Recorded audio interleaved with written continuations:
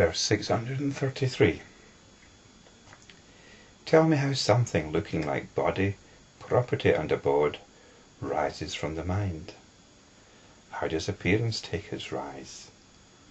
Why is mind only? Pray tell me. So we've got some questions here from Mahamiti, and they're answered in the next couple of verses, but let's take a look at the question first. But before I do that, I'd like to recap on the previous verse. The previous verse asserted that the only reality is mind, with a capital M. And if you're fairly new to this might not sound very exciting.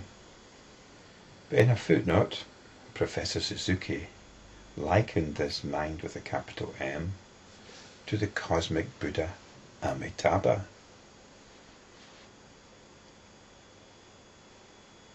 who is enveloping us in his all-embracing love. All-embracing love. And it's interesting that Professor Suzuki talks about all-embracing love, because I introduced this understanding quite a while back, especially in the context of the rainbow body. There has to be love, even though the Lankavatara Sutra does not explicitly mention it. There's also this understanding of a higher cosmic power. This is all sounding suspiciously theistic, isn't it? Reminiscent even of the Christian God of love.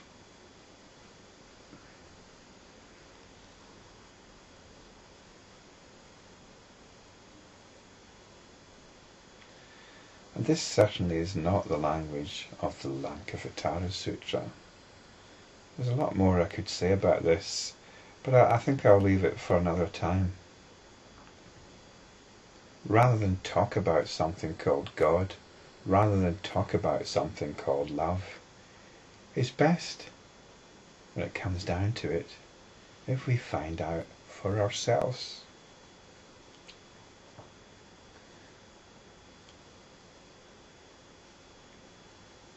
When you start talking about such things, you get into the most dreadful mess. And really, it's best to forget about both God and love altogether. We want the reality. We're not wanting some abstract understanding of God. We're not wanting some abstract understanding of love. We want the direct knowing.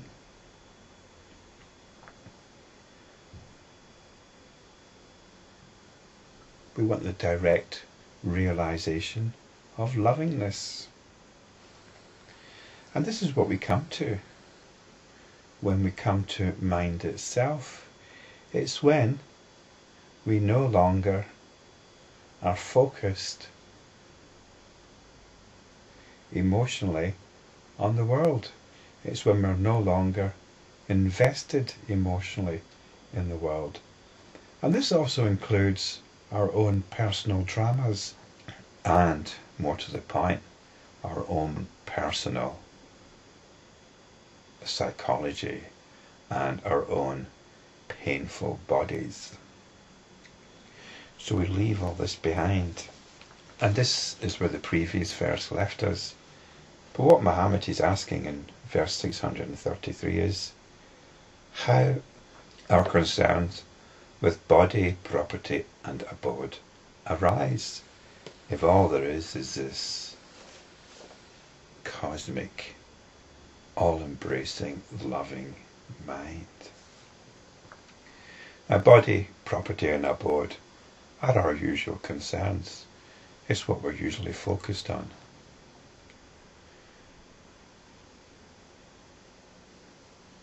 And that usually comes along with feelings of anxiety, of jealousy, of concern, of worry, of fear. Have I got enough for myself? Is my body bearing up? Is my health okay? Do I have property? Is it shored up or is it falling apart? Do I need to extend it? This is the abode, this is property, and abode is the network of relationships. Is what we dwell in. It's not just a physical property, it's the network of relationships that we inhabit. Family, parents, brothers, sisters, children, aunties, uncles, and so on. We need to be concerned with them as well. So, body, property, and abode, these are our lifelong concerns. So what's happened to realization of this all-embracing, loving, cosmic mind? How do we even get involved in the appearances which are arising?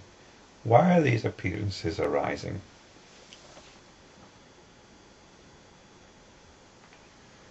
And finally, Mahamati asked, why is mind only? And I think what he means by this is, how do we come back to the realization of mind only? And verse 634 is an answer of sorts. Body, property, and abode are appearances, and their rise is due to habit energy. Appearances are born of irrationality. Their rise is due to discrimination. So there's this habit energy, and this is the pattern of our moods, which we're constantly shoring up. Even if these moods are miserable, we inhabit these moods.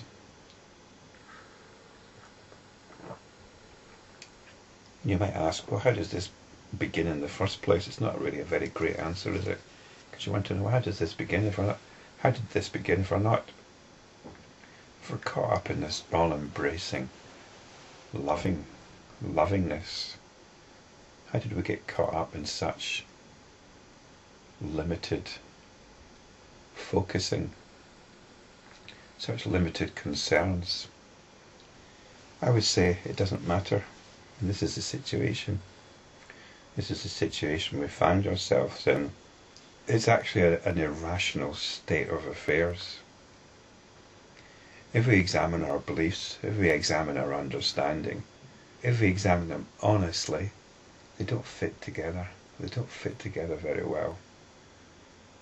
The whole understanding of cognition, for example, that we're actually cognizing an external world, if you examine this to any depth whatsoever, you'll find it just doesn't add up.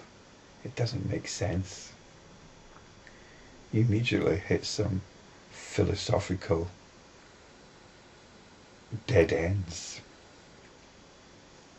But we just ignore that and get on with believing in the external world that there's an individual here cognizing. So our basic understanding is irrational. And we just get on with it. We just get on with discriminating aspects of the world of appearances and getting sucked into them. This is the situation.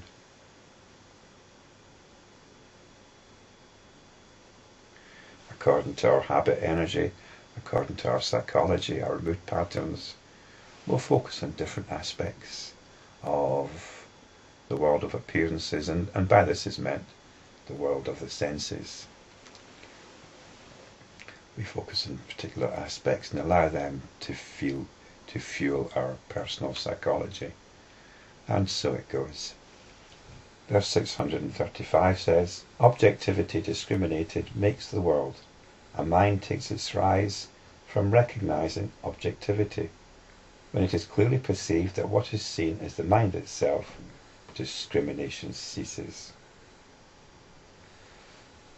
So the argument for the understanding that we're cognizing an external world is this belief that this is an objective world, and this is what our mind engages with. It engages with this external objective world. But it's possible to wake up from this understanding and realize its dreamlike nature. We come back to mind itself and discrimination ceases. So this is the answer to why it is mind only. From verse 633, we wake up. We wake up from the objective delusion and come back to mind itself.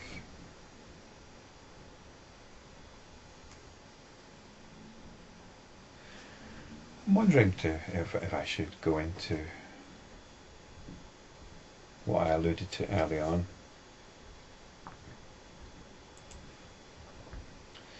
Well, let's go for it. I personally feel that love is underrepresented in Buddhism. And I think it's something that the Christians have got. And Christianity might leave a bad taste in many people's mouths, especially if you come from a Christian background, which you found ultimately disappointing. But as with all things, it's good to go back to the earliest sources if we can, and the actual teachings of Jesus. I mean, the Christianity was hijacked by Roman militarism and became a brutal tool of conquest, utilised by the European powers as they strove to build their empires. You know, this form of Christianity has nothing to do with the teachings of Jesus. And the teachings of Jesus, well, Jesus practiced something very similar to what's being expounded in these videos. Jesus was not concerned with the world. His argument that he used, he probably believed it, I don't know, but his way of detaching from the world was to say that it was coming to an end.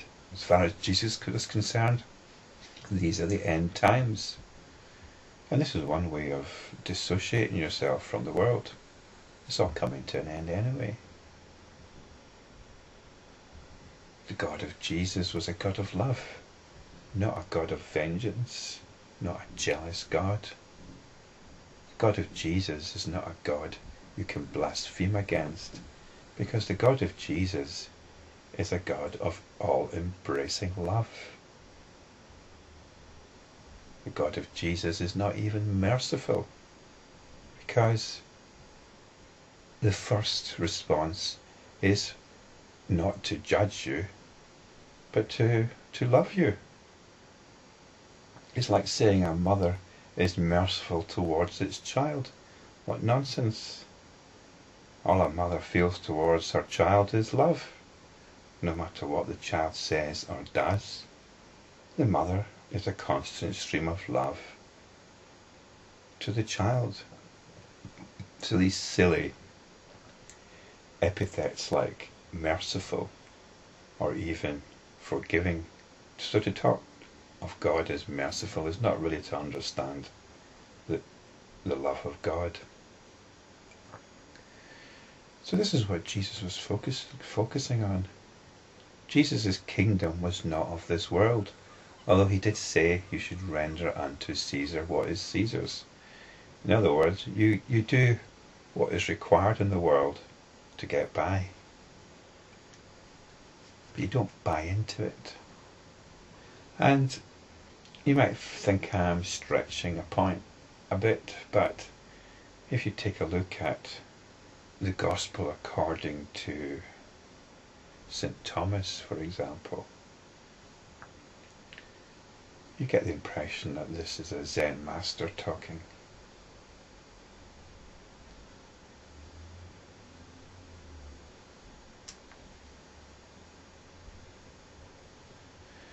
So, in a way, we can understand Jesus as an Enlightenment practitioner.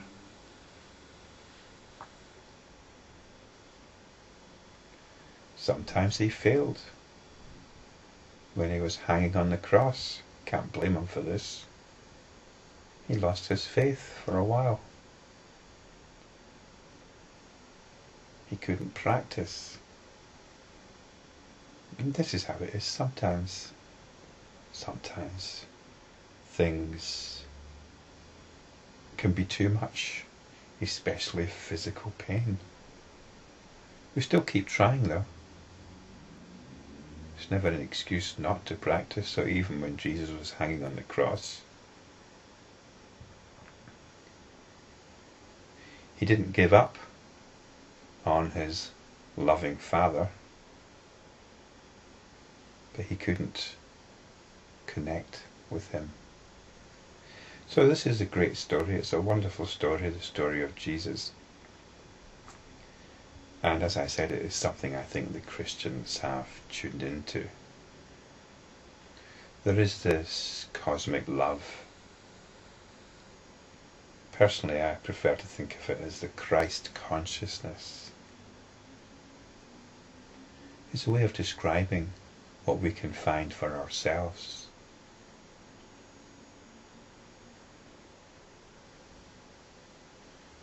And we can find a description for it in whatever way suits us. The point I was trying to get at earlier is that this God does not lord it over us. This is the trouble with talking about God. There's so much baggage associated with the word. If our understanding of God is anything other than pure, all-embracing love, then we've lost it. We've lost it.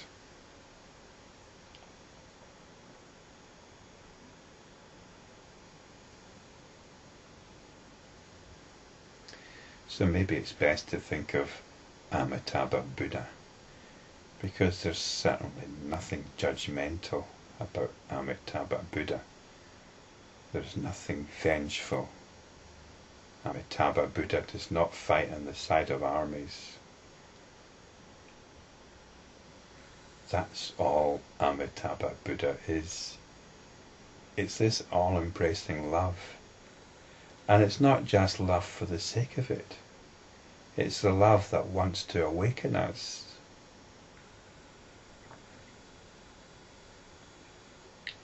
It wants to remind us not of him, but of our essential nature, which is mind itself,